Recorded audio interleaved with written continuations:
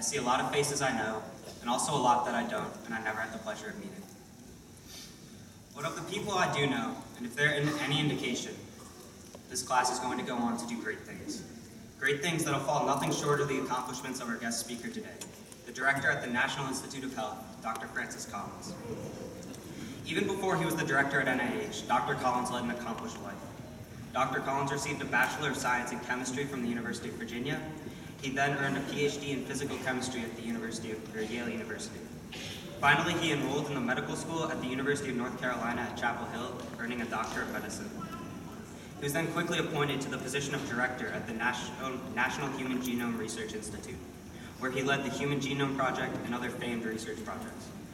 He has been elected to the Institute of Medicine and the National Academy of Sciences and has received the Presidential Medal of Freedom, along with the National Medal of Science. On top of all this, Dr. Collins has written a New York Times bestseller called The Language of God: A Scientist Presents Evidence for Belief.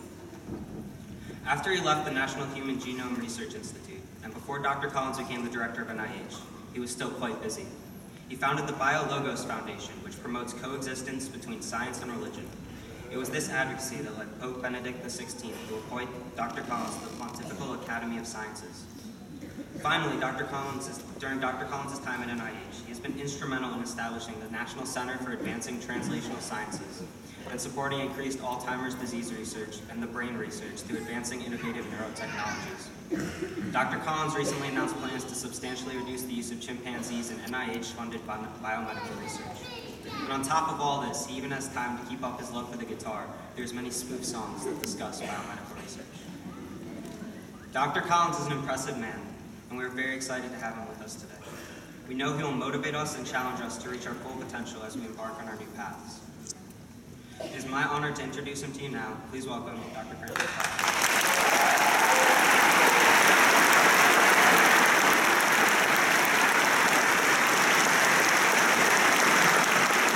Thank you for that very kind introduction.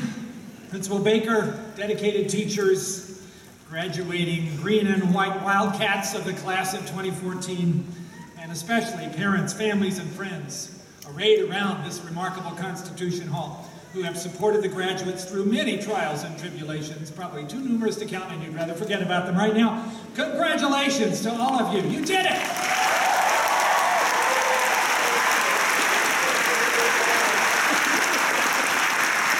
Well, I'm deeply honored to be invited to be your commencement speaker, but it's a real challenge for a scientist. I inquired, and they said, no, handouts will not be allowed. Well, surely PowerPoints? Not allowed. Oh my, we have to stick to words here. Well, let me try. So who are you, class of 2014? We've heard some words from previous speakers from your class. I wanted to be a little bit prepared for this, so I spoke on the phone a couple of weeks ago with Maddie Goldberg and Josh Green, who are two of your number. I learned that you're a smart and dedicated group. As a class, you stick together. You're relaxed and informal. For many of you, this is a lot more dressed up than you are used to. As was particularly apparent to me about an hour ago when I encountered one of your classmates with her spiked heel caught firmly in the metallic embrace of a sidewalk grate. You are addicted to social media, apparently making you vulnerable to fake school cancellation notices. Yes, I know that. But you have big hearts. As already mentioned, you raised more than $50,000 in the Pennies for Patients program for the Leukemia and Lymphoma Society, planned by you yourselves.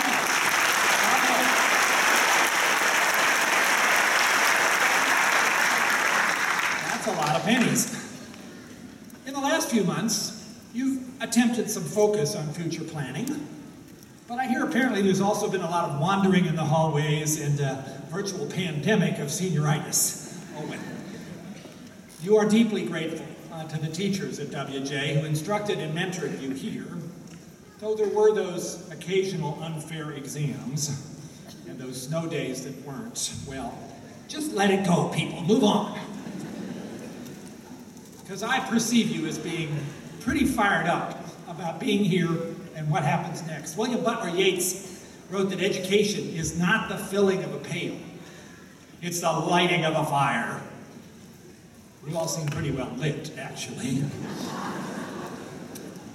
Well, you invited me here, I think, as director of the NIH, where many of your parents work, and where some of you have already done internships, and I hope more will later. I'm fortunate indeed to stand at the helm of this institution that is the largest supporter of biomedical research in the entire world. And this is truly an amazing time in science. Hardly a day goes by that some new discovery doesn't blow my socks off. From the basic science of how life works, all the way to the development of new cures, we have truly entered a golden era. And that era of breathtaking discovery is going to stretch out over the next several decades.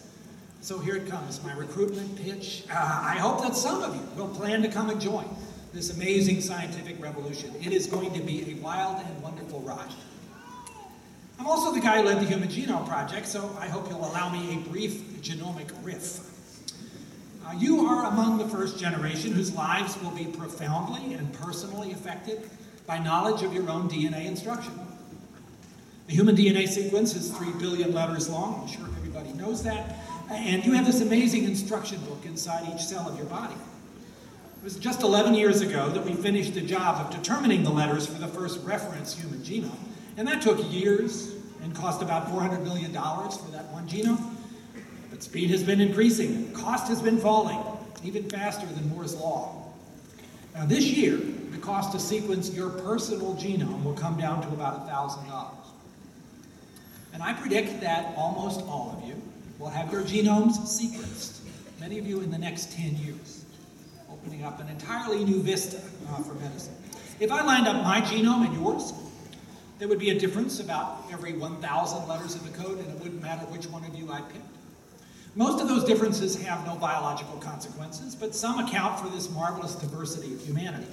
And a few actually put us at risk for disease. Me for one thing, you for another. So you can think of the human genome as 3 books in one.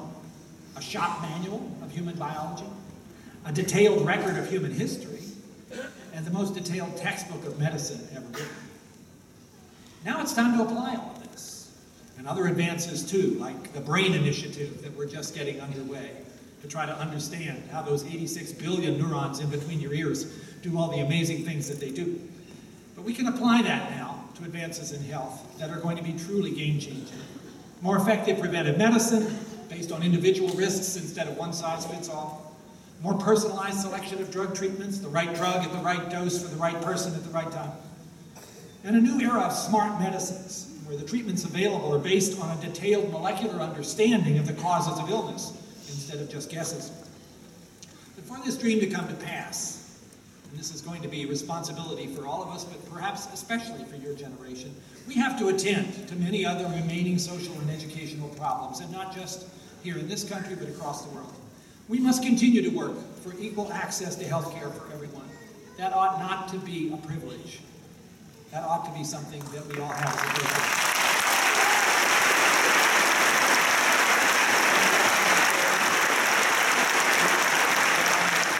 We must support the medical research needed to bring this and other promises into reality, and we must make sure that all members of the public have access to the information they need to be informed medical consumers.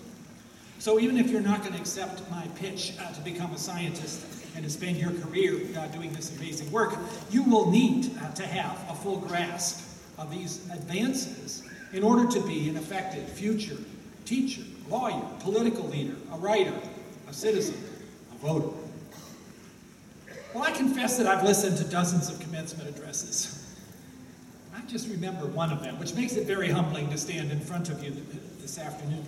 But the one I do remember was given by my high school graduation speaker, the Reverend Hobby, the father of one of my classmates.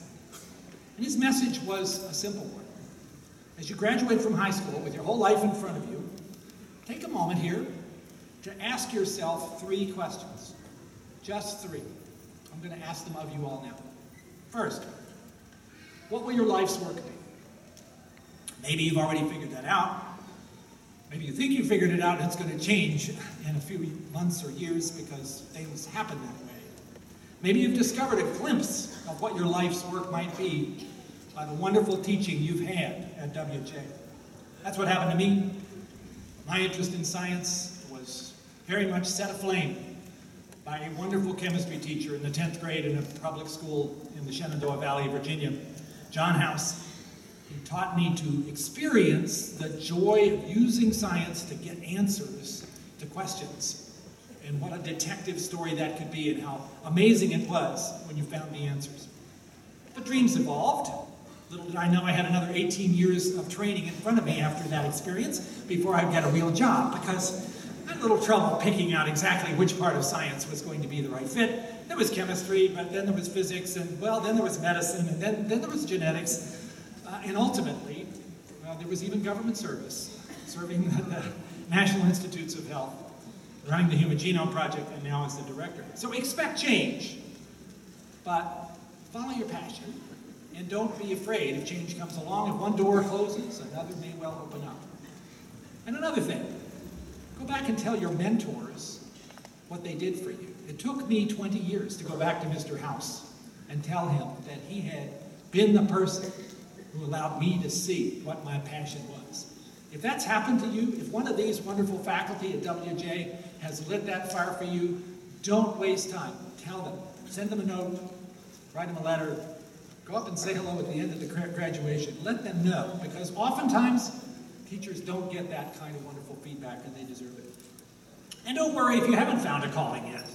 There's plenty of time for that, but don't be shy to look for it. Okay, that was question number 1. What is your life's work going to be? Question number 2. What role will love play in your life? Okay, I know what you're thinking. First, love for one another. That selfless love we call agape. We don't have enough of that. You all are better at it, as we've heard already from this podium, than previous generations, but there's still corners of prejudice. Though genetics is teaching us that there's no scientific basis for drawing precise boundaries around ethnic or racial groups, we still focus sometimes on differences of facial features or skin color or hair texture as if they meant something profound. They don't. We are 99.9% identical.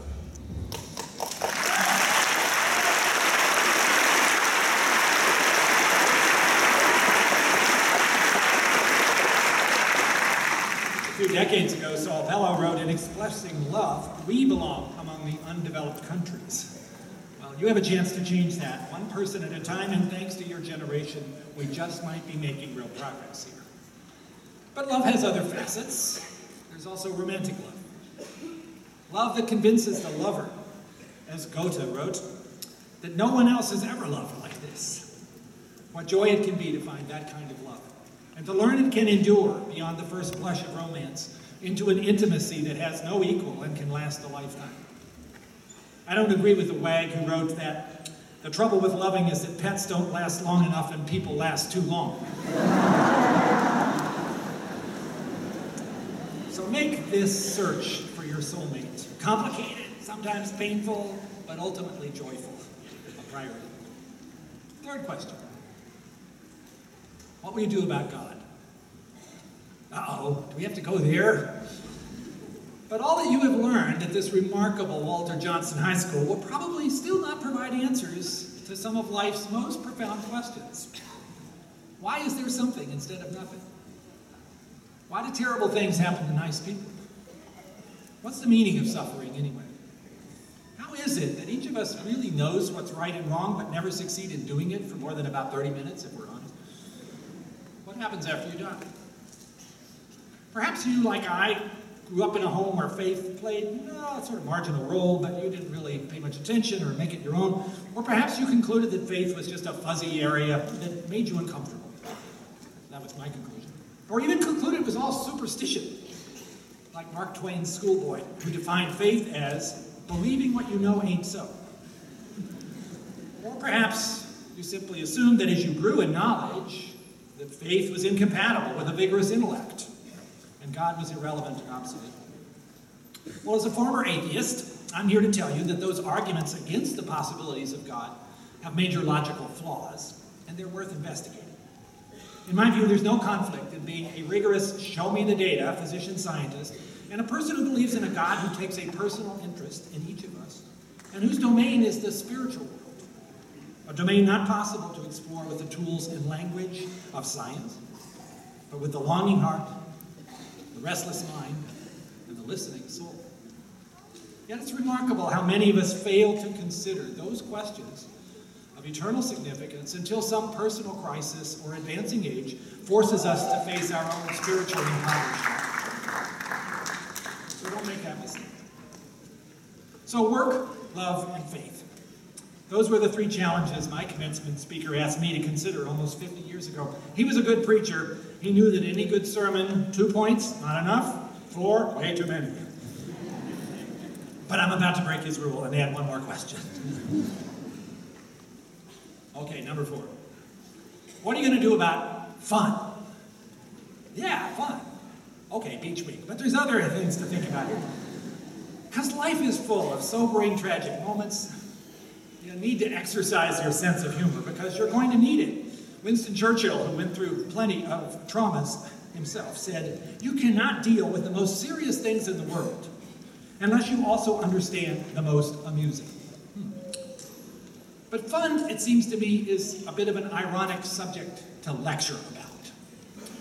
So instead, I propose an example.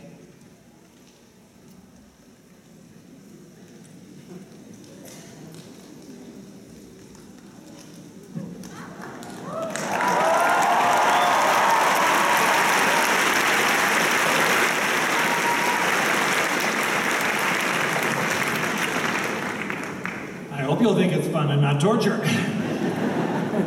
A song of the high school experience. A song about you.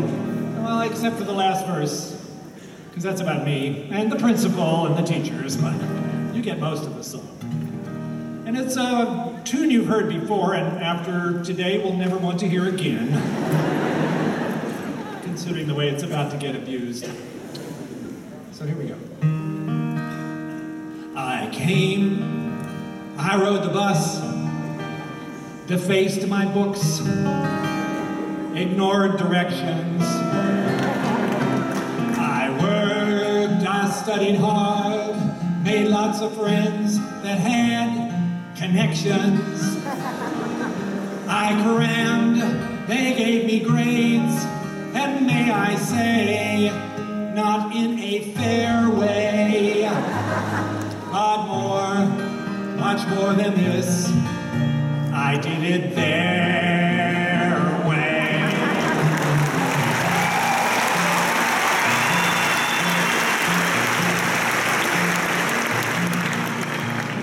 I learned so many things, although I know I'll never use them. The courses that I took were all required, I didn't choose them. You'll find that to survive, it's best to play the doctrinaire way. And so I knuckled down and did it their way. Well, yes, there were times I wondered why I had to cringe when I could fly. I had my doubts, but after all, I clipped my wings and learned to crawl. I learned to bend, and in the end, I did it their way.